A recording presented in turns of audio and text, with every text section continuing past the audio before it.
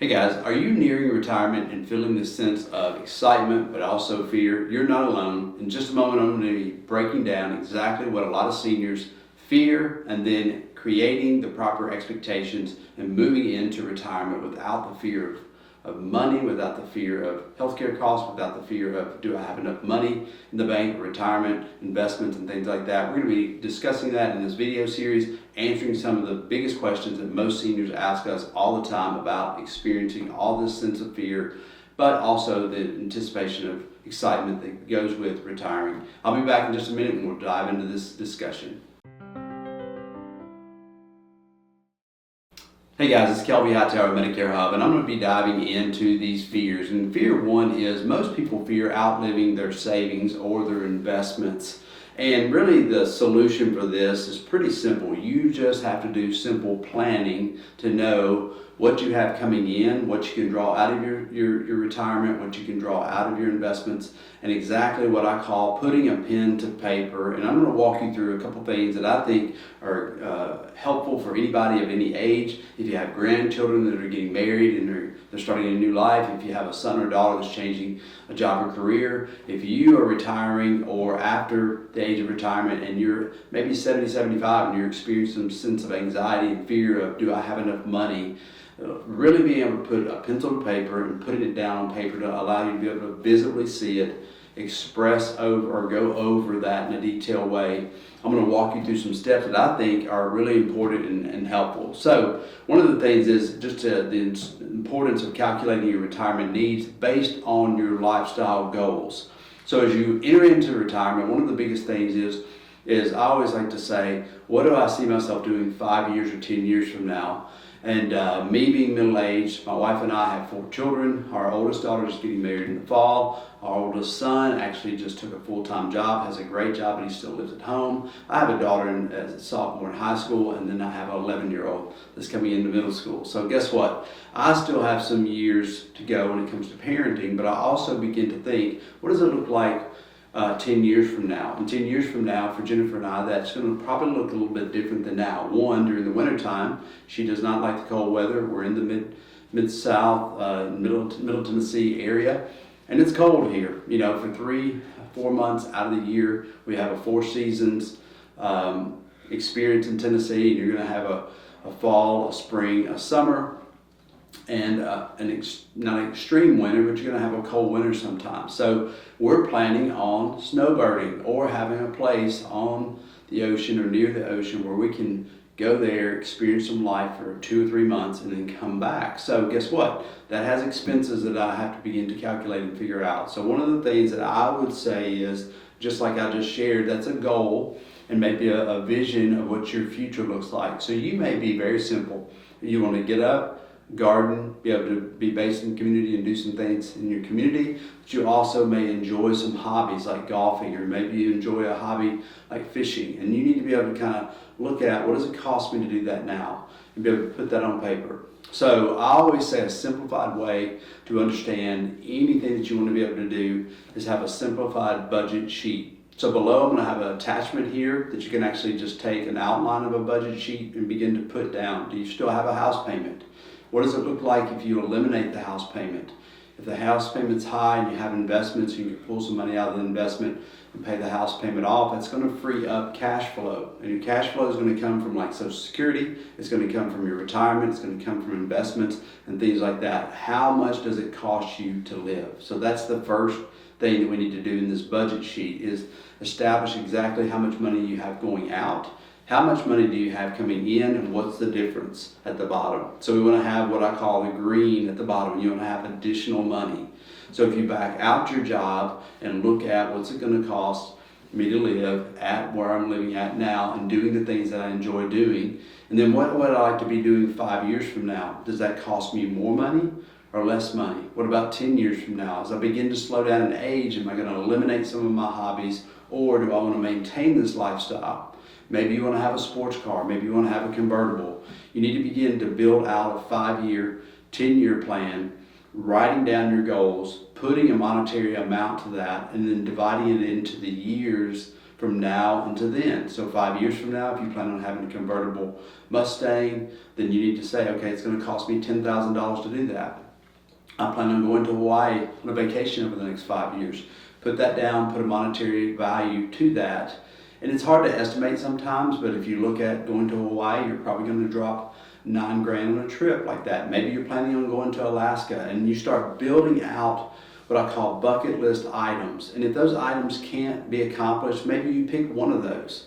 But you can divide that out into the months from now until then, so 12 months a year, into 5 years, 60 months. And then you can break that out and go, okay, I have this amount of investments sitting over here that I can disperse out into my life plan, and it allows me to live and extend out my money. I also have this much drawing in retirement, this much in Social Security, and then after I add up my money, when it comes to my budget items, I have $1,000 or $2,000 additional dollars left over each month that I don't have to spend. I can actually put that back towards something.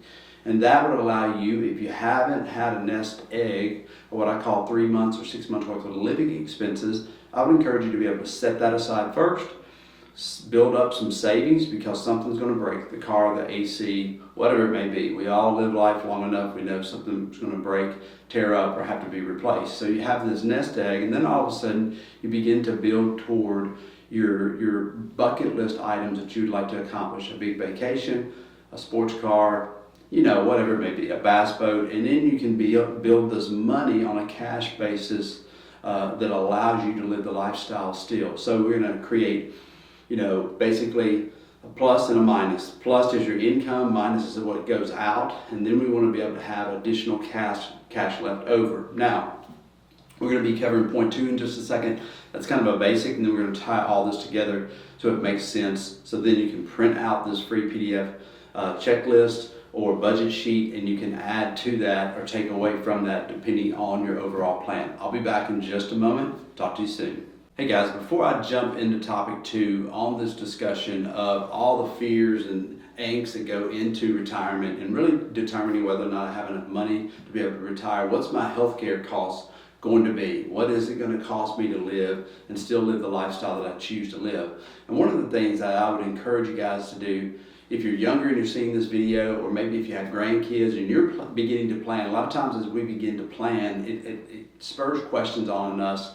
And it's very helpful just to remind you that part of life and where you're at in life gives you the opportunity to be a great encourager or a coach and provide wisdom going down. So you may want to ask those that are from 40 years of age to 50 years of age, hey, that's in your friends, family, and sphere of influence. Maybe you go to a church, you're part of a group, and you see other people that are my age. You begin to ask them, are you planning for retirement, and how are you planning? One of the greatest and easiest ways is just looking at common investments. If you have a 401k and your company's going to match it, or you create an IRA, you can have a Roth IRA, different types of IRAs. You can maximize out those IRAs.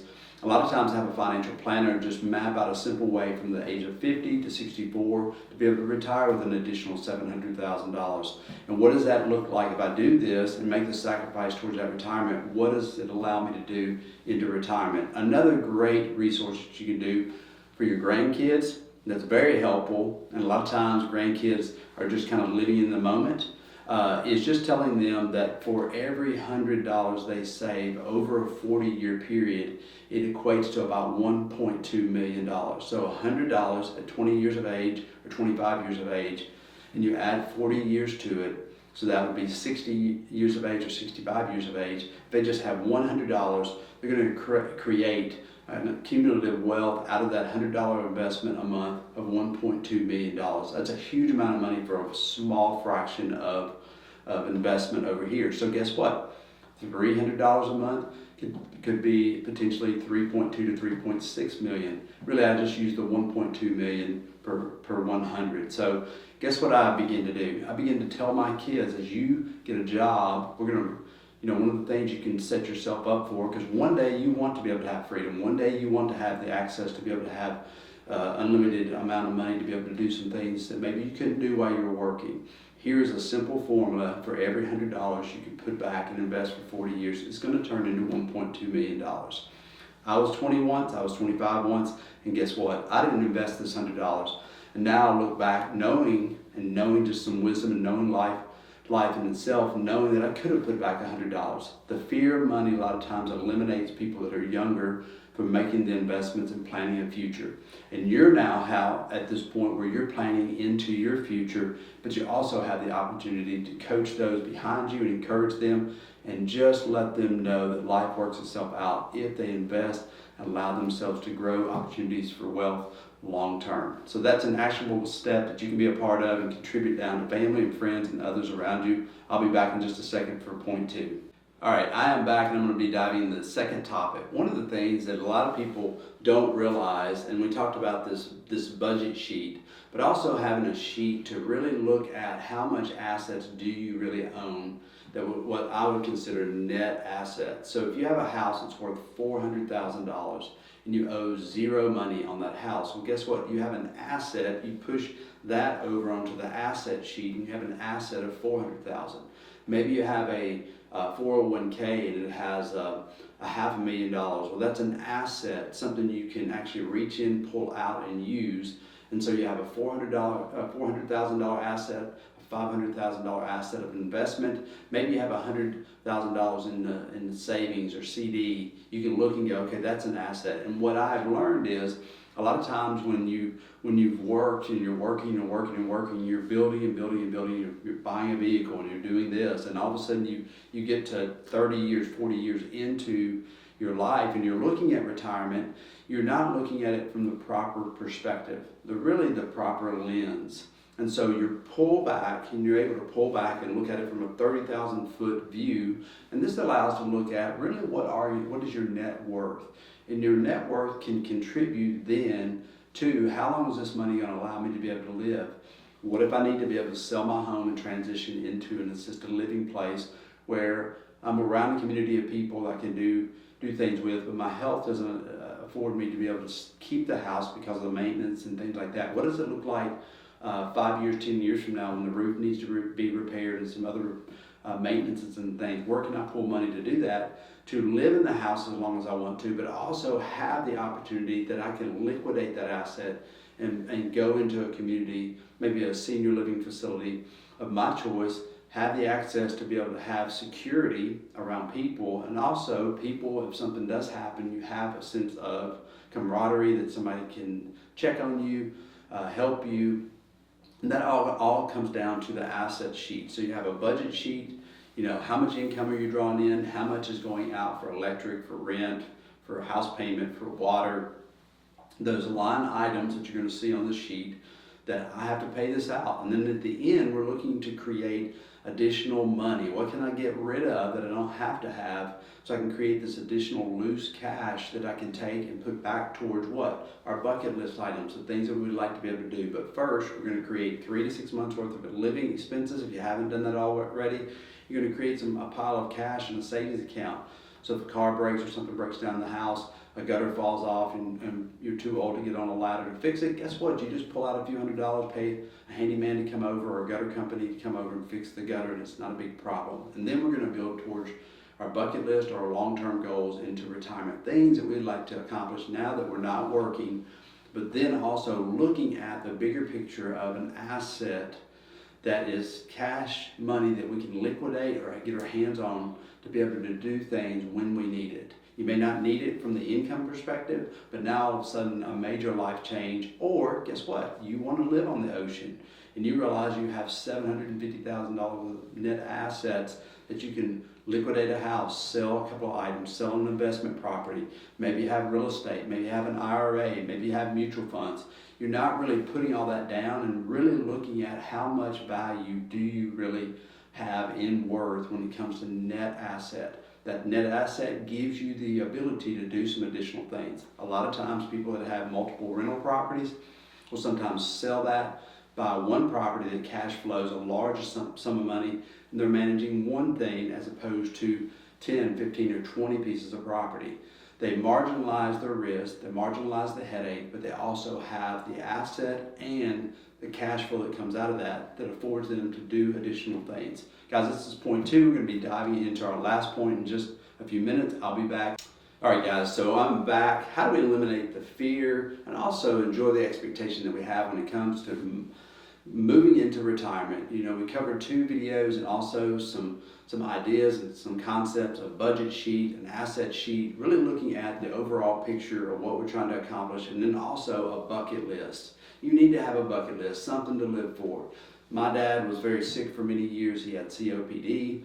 My dad was an extremely hard worker. My dad was a detailed person that was very talented with his hands. He could fabricate and weld, and he was an electrician by trade, and he could do it, and he had an incredible mind, and he would design and draw out things that he wanted to build. He would design and fabricate his own gate hinges and swing latches, and just an incredible mind. Really probably should have taken that gift and talent and applied it in the workforce, and could have done very well financially, but he was also a very content man to be able to go to work. He worked every hour of overtime over a 20-year period working for TVA.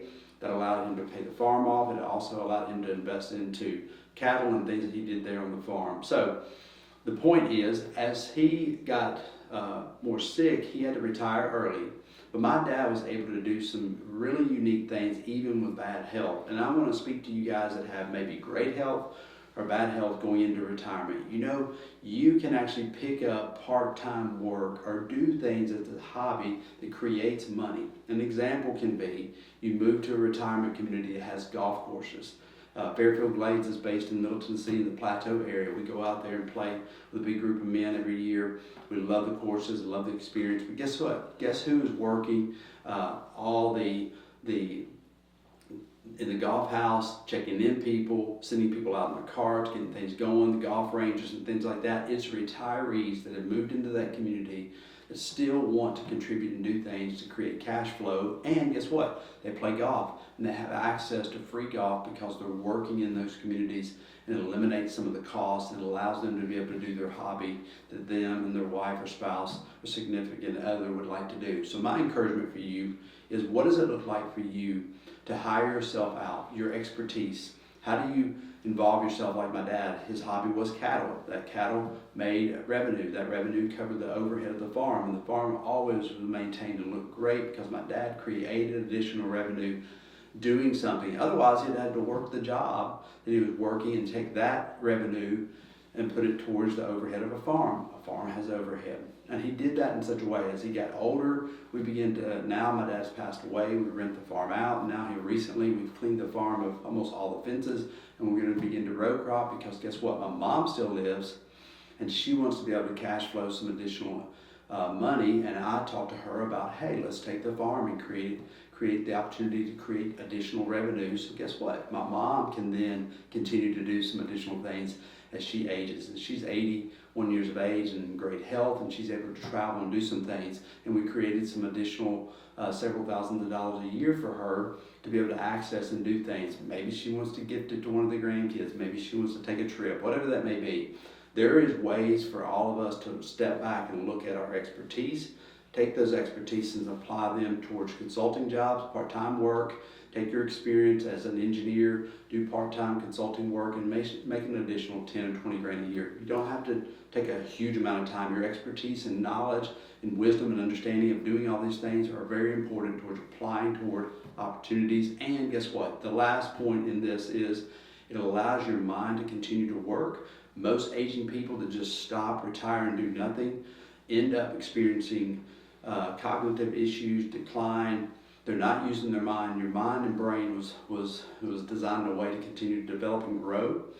Science has shown if you take care of yourself and do certain things, it allows the cells and molecules of your body to be able to reproduce and continue to grow. And the healthiest people that live the longest are active people using their mind, reading, exploring, learning, growing as a person. We never continue to stop growing until we just stop living. So I encourage you to find your hobby, find your passion, apply that, make additional income, create the opportunity for yourself to go in and live the life that you live into retirement.